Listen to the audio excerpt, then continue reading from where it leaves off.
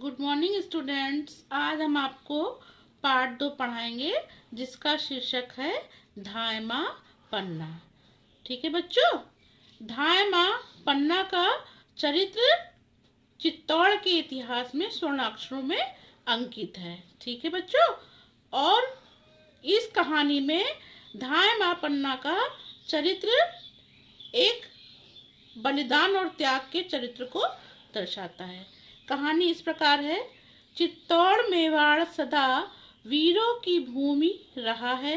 इस वीर भूमि के राजपूतों ने कभी किसी विदेशी ताकत की अधीनता स्वीकार नहीं की, वरन सदा अपनी मातृभूमि की स्वतंत्रता के लिए उनसे लोहा लेते रहे और अपने सिर को ऊंचा रखा। इस प्रदेश ने जहां महाराणा प्रताप और राणा सांगा जैसे वीर पुत्रों को जन्म दिया, वहीं इस भूमि की वीर पुत्रियों ने भी देश के लिए अपना सर्वस्व निछावर कर दिया। त्याग और देशभक्ति की एक ऐसी ही मिसाल थी धाय माँ पन्ना। देखो बच्चों, जो चित्तौड़ है वो मेवाड़ राज्य का एक भाग है। वो चित्तौड़ राज्य जो है हमेशा क्या है, वीर राजपूतों की जन्मभूमि रहा है और इसमें महाराणा प्रताप और राणा सांगा जैसे वीर पुत्रों ने जन्म लिया है। जहां महाराणा प्रताप और राणा सांगा जैसे वीर पुत्रों ने जन्म लिया, वहीं पर वीर पुत्रियों ने भी जन्म लेकर अपना सर्वस्व निछावर कर दिया है। त्याग और देशभक्ति की एक ऐसी ही मिसाल थी धाय माँ पन्ना।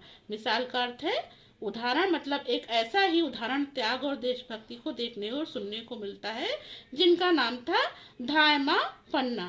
धाय माँ पन्ना महाराणा संग्राम सिंह की सेविका थी। उन्हें सम्राट सिंह के छोटे पुत्र उदय सिंह के लालन पालन के लिए रखा गया था। महाराणा संग्राम सिंह का देहांत हो गया।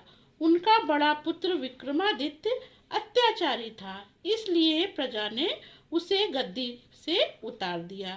इस समय उदय सिंह केवल 6 वर्ष का था, इसलिए राज्य का काम चलाने के लिए बनवीर को संरक्षक बनाया गया।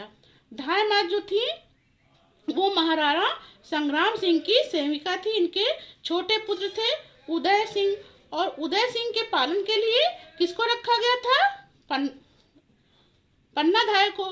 ठीक है, तो जब महाराणा संग्राम सिंह की मृत्यु हो गई तो उनका जो बड़ा पुत्र था वो विक्रमादित्य, वो अत्याचारी था, मतलब जुल्म करने वाला व्यक्ति था। तो उसको प्रजा ने, जनता ने उसको गद्दी से उतार दिया। और जब उदय सिंह 6 वर्ष का था तो राज्य का काम चलाने के लिए बनवीर को संरक्षक बनाया गया।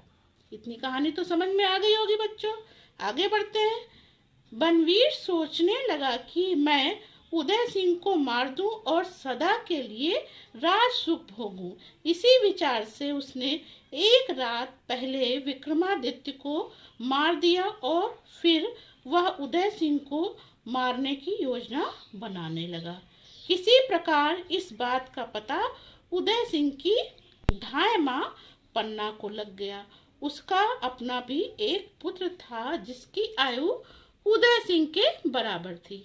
अब देखो यहाँ पर बनवीर ये सोच रहा है कि मैं किसी भी तरह जो है उदय सिंह को मार दूं और राज का सुख भोगने लगूं।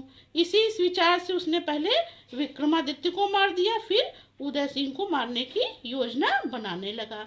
लेकिन इस योजना का पता उदय सिंह की धाय माँ पन्ना को लग गया। और धाय माँ पन्ना का भी एक पुत्र था जो उदय सिंह के उम्र के बराबर था।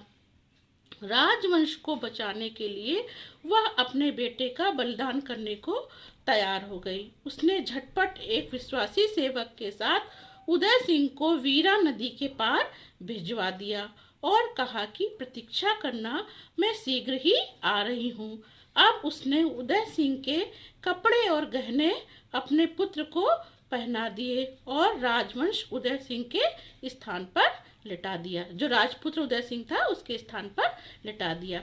अब यहाँ होता है कि राजवंश को जब चलाने के लिए, बचाने के लिए उन्होंने क्या किया, धायमा पन्ना ने अपने पुत्र का, अपने बेटे का बलिदान करने को तैयार हो गई। कैसे?